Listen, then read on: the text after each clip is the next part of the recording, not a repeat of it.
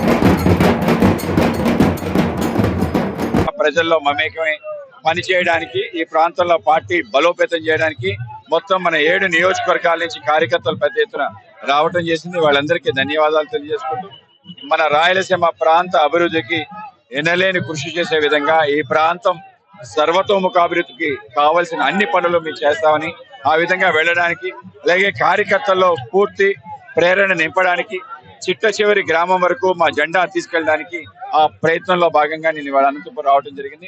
అనంతపూర్ నాకు అత్తగారిల్లు కనుక మరీ ప్రత్యేకమైన ఊరు కనుక తప్పనిసరిగా ఈ ప్రాంతానికి సంబంధించిన మంచి ఏది చేయాలన్నా ఆ విధమైన ప్రయత్నం చేసి ముందుకెళ్తాం.